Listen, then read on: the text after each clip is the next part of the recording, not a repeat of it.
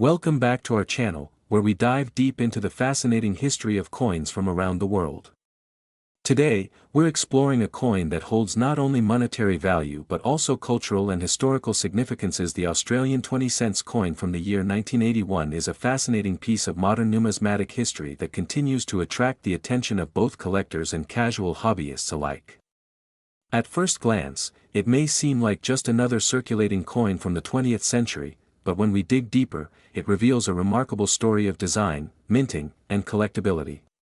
In this video, we will explore the background of the 20-cent coin, the details of its 1981 issue, the mintage figures, its features, and most importantly, its current value in today's collector's market. The Australian 20-cent coin was first introduced in 1966, when the nation shifted from the old pound, shilling, and pence system to the modern decimal system. The 20-cent piece replaced the florin, which had been worth 2 shillings in the old system. The coin was struck in cupronickel, consisting of 75% copper and 25% nickel, giving it a silvery appearance. It weighed 11.3 grams and had a diameter of 28.65 millimeters, making it one of the largest circulating coins of the time. One of the most recognizable aspects of the Australian 20-cent coin is its design. The reverse was created by the talented sculptor Stuart Devlin, who was appointed as goldsmith and jeweler to the Queen in the 1980s.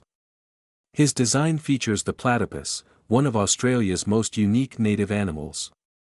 The platypus is depicted swimming through water, with fluid waves surrounding it, symbolizing motion and grace.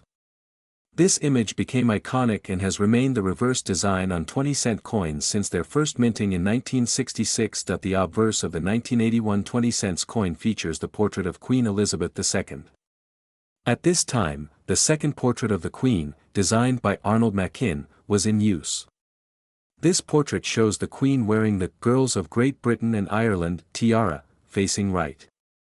Around the portrait are the words, Elizabeth II, and Australia 1981.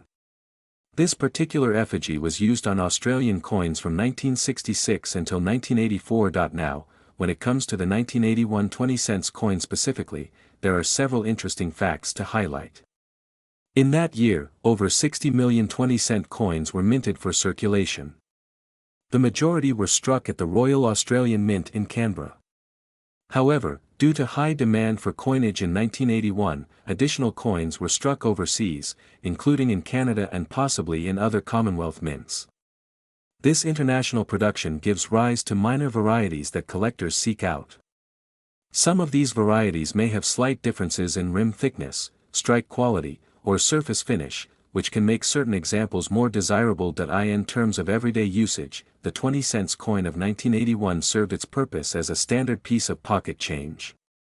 It was commonly used in the 1980s to purchase small goods such as snacks, bus fares, and newspapers. While millions were circulated, not all coins survived in excellent condition.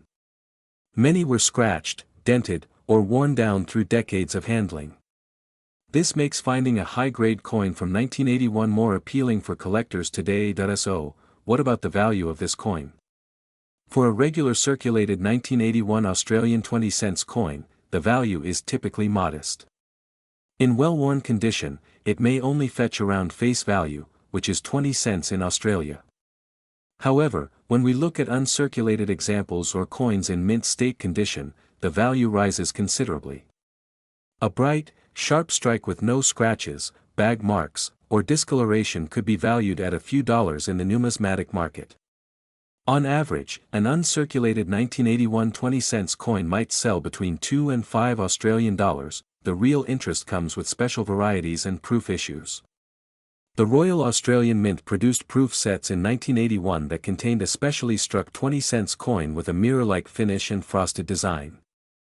These proof coins were not meant for circulation and were sold to collectors. Today, an individual 1981 proof 20-cent coin can be valued around 10 to 20 Australian dollars, depending on condition and demand.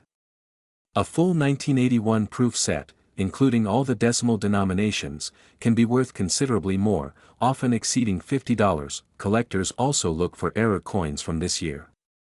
Errors can occur during the minting process and include things like off-center strikes, broad strikes, die cracks, or coins struck on the wrong planchet.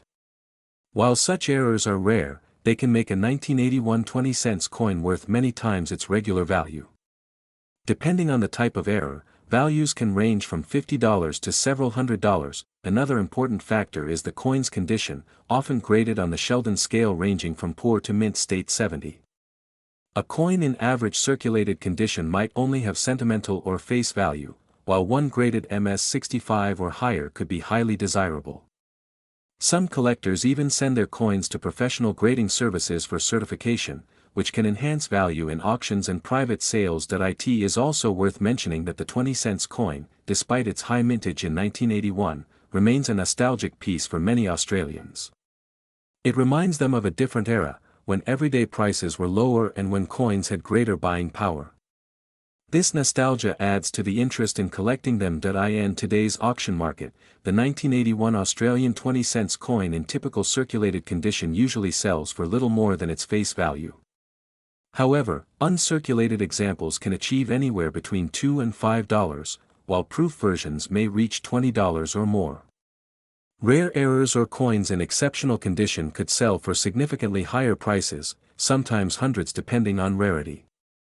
Collectors around the world, not just in Australia, have shown interest in these coins, particularly those who collect Commonwealth coinage or focus on decimal series coins. In summary, the 1981 Australian 20-cent coin may seem common at first, but it has a rich background in terms of design, history, and collectability.